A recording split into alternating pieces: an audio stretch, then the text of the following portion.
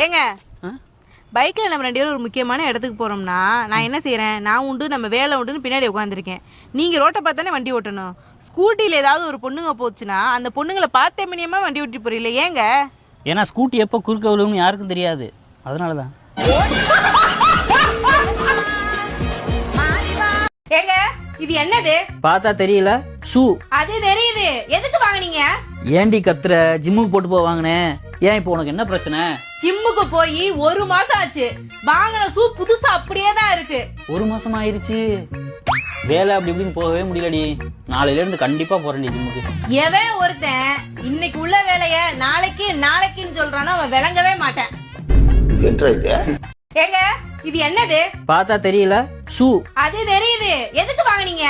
ஏண்டி கத்துற? ஜிம்முக்கு போட்டு வாங்கினேன். ஏன் இப்போ உனக்கு என்ன பிரச்சனை? ஜிம்முக்கு போய் 1 மாசம் ஆச்சு, வாங்கின ஷூ புதுசா அப்படியே தான் இருக்கு. 1 மாசம் ஆயிருச்சு. வேலை அப்படி இப்படின்னு போகவே முடியலடி. நாளையில இருந்து கண்டிப்பா போறேன் ஜிம்முக்கு. எவன் ஒருத்தன் இன்னைக்கு உள்ள வேலைய நாளைக்குன்னு சொல்றானோ அவன் விளங்கவே மாட்டேன். ஏங்க இது என்னது? பார்த்தா தெரியல, ஷூ. அது தெரியுது, எதுக்கு வாங்குனீங்க? ஏண்டி கத்துற? ஜிம்முக்கு போட்டு வாங்கினேன். ஏன் இப்போ உனக்கு என்ன பிரச்சனை? ஜிம்முக்கு போய் 1 மாசம் ஆச்சு, வாங்கின ஷூ புதுசா அப்படியே தான் இருக்கு. 1 மாசம் ஆயிருச்சு. வேலை அப்படி இப்படின்னு போகவே முடியலடி. நாளையில இருந்து கண்டிப்பா போறேன் ஜிம்முக்கு. எவன் ஒருத்தன் இன்னைக்கு உள்ள வேலைய நாளைக்குன்னு சொல்றானோ அவன் விளங்கவே மாட்டேன். ஏங்க ஆனி மாசமும் கல்யாணம் பண்றாங்க, ஆவணி மாசமும் கல்யாணம் பண்றாங்க, இடையில இருக்க அந்த ஆடி மாசம் மட்டும் ஏங்க கல்யாணமே பண்ண மாட்டேங்கிறாங்க? ஆடி மாசம் கல்யாணம் பண்ணா ஒன்று வாங்கினா ஒன்று ஃப்ரீயும் கொடுக்க முடியாது, வரதட்சணையில் 50% தள்ளுபடியும் பண்ண முடியாது. அதனால தான் ஆடி மாசம் கல்யாணம் பண்ண மாட்டாங்க. அப்ப அதெல்லாம் நல்லா யோசிச்சு பார்த்து தான் நீங்க ஆவணி மாசம் கட்டியிருக்கீங்க போல. உன்னை ஆடி மாசமே கட்டியிருந்தாலும் எனக்கு ஒன்று வாங்கினா ஒன்று ஃப்ரீ கிடையாது. ஏன் அப்படி? நீ வீட்டில் ஒரே ஒரு பொம்பளை பிள்ளை தானே.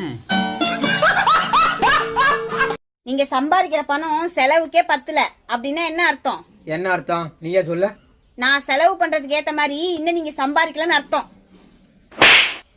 அதுக்கு அர்த்தம் அது இல்ல, நான் சம்பாதிக்க ஏத்த மாதிரி நீ செலவு பண்ணு, அதுக்கு அதான் அர்த்தம். ஓப்பனா உனக்கு கேக்கட்டுமா? நல்லா வாழ்ந்து என்னடா சாதிக்க போறேன்? நானும் ஓப்பனா ஒண்ணு சொல்லவா? உன்னெல்லாம் யாரா வாழ சொன்னா? போய் கடல்ல விழுந்த சாவு. வீட்டுல ஆள் இருக்காங்க. சொல்லுங்க. நாங்க பஞ்சாயத்துல வரோம். 2 வேக்சின் எடுத்துட்டீங்களா? எடுத்துட்டோமே. உங்க பேர் என்னமா? சாந்தாங்க. உங்க வீட்டுக்கார பேரு? ஐயோ அவங்க பேரை நான் சொல்ல மாட்டேங்க. ஏமா பேரை சொல்லுமா, சொன்னாதான் எழுத முடியும். நீங்க நல்ல ஆளா இருப்பீங்க போல, புருஷன் பேரை தலையில அடிச்ச மாதிரி சொல்றீங்க. வேணும்னா நான் அவனை கூப்பிடுறேன், நீங்களே அவன்கிட்ட கேட்டு தெரிஞ்சுக்கங்க. ஏய் இங்க வா, உன் பேரை கேக்குறாங்க, சொல்லி தொலை. அத நீ சொன்னா பாத்தியா புருஷன் பேரை சொல்றத. ஏங்க உங்களுக்கு யாராச்சும் 10,000 கொடுத்து உங்க பொண்டாட்டி அடிங்க அப்படின்னு சொன்னா நீங்க அடிச்சிருவீங்களா? என்ன 10,000 ரூபாவா? ஒரு பீர் வாங்கி கொடுத்து அடிக்க சொன்னா மூஞ்சி மாதிரிலாம் பேத்துருவேன். என்ன அப்படின்னு சொல்லுவேன்னு பாத்தியா? உன்னை அடிக்க இந்த ஜென்மத்துல முடியுமா? அது முடியாத வேலை.